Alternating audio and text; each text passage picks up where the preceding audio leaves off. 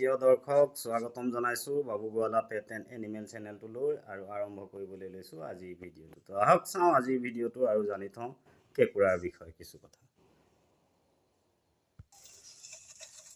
সম্পূৰ্ণ ধৰণে ভিডিঅ'টো চাই লওঁ আৰু জানি থওঁ কেঁকুৰা কোন জাত প্ৰাণীক কেঁকুৰা বুলি কোৱা হয় আৰু কেঁকুৰা কেনেকুৱা থাকে আৰু কেঁকুৰাই কি খায় আৰু কেঁকুৰা ক'ত থাকে এইখিনি কথা সম্পূৰ্ণ ধৰণে জানো। আহক আজি ভিডিঅ'টো চাই।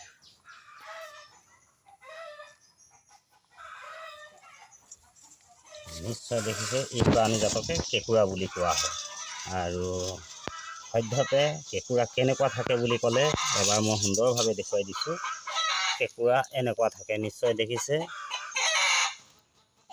এই জাতকে এই প্ৰাণীজাতকে কেঁকুৰা বুলি কোৱা হয়। কেঁকুৰাৰ আচলতে এনেকুৱা ৰূপৰ কেঁকুৰা দুপাৰ এটাৰ ঠেং থাকে আৰু এপাৰ এটাৰ 5খনকৈ ঠেং থাকে, দুপাৰে 10খন ঠেং থাকে।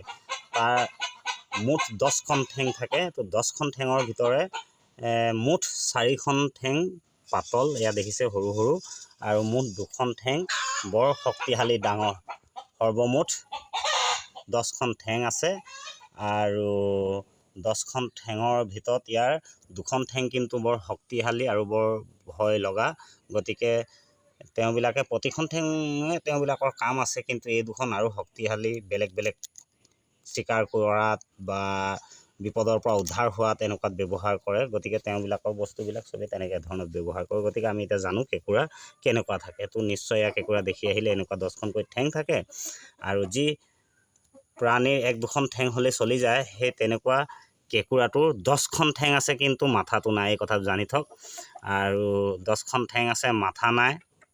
কিন্তু মাথা নহ'লেও মুখমণ্ডল আমি চিনি পাওঁ, ইয়াকে মুখমণ্ডল বুলি কোৱা হয়। এইডোখৰ নিশ্চয় দেখিব পাৰিছে, এইডোখৰ দেখাব আমাৰ এইখন মুখ বুলি কৈছে। মুখখন মই খুলি দেখুৱাই দিওঁ, খুলি অৰ্থাৎ মুখখন মেলি দেখুৱাই দিওঁ।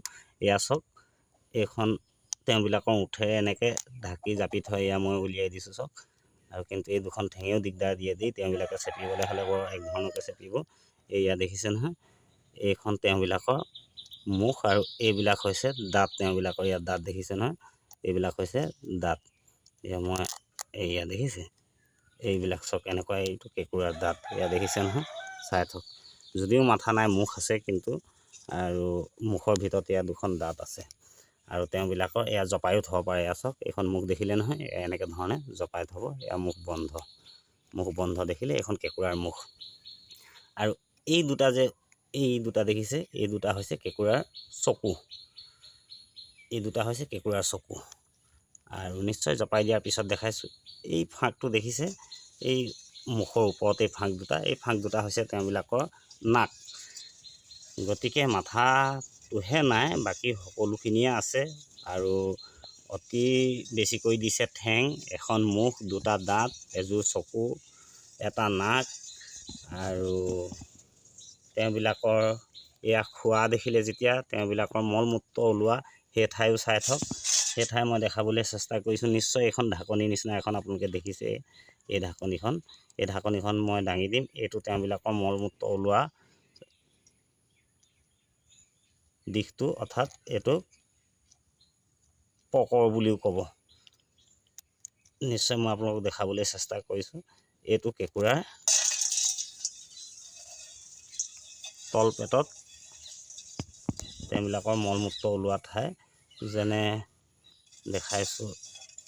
এই চেপন দিয়ে, এইটো কাৰণে অলপ কিছু অসুবিধা হয়। তো এই ঢাকনিখনৰ ভিতৰত দেখিছে এই বস্তুটো, এইটো তেওঁবিলাকৰ এইফালেদি মল মূত্ৰ ওলায়।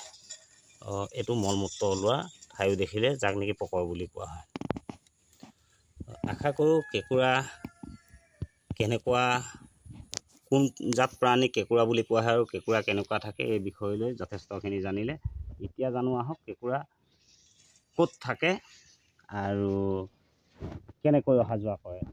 চাওঁ আহক, পোনপ্ৰথম এইয়া মই মেলি দিলোঁ, দেখিলে এয়া কেঁকুৰাৰ ঠেং যে আছে। গতিকে তেওঁবিলাকে জলে থলে থকা প্ৰাণী হয়, এনেকৈ খোজকাঢ়ি যায়। নিশ্চয় এতিয়া জানো আমি কেঁকুৰা থাকে ক'ত।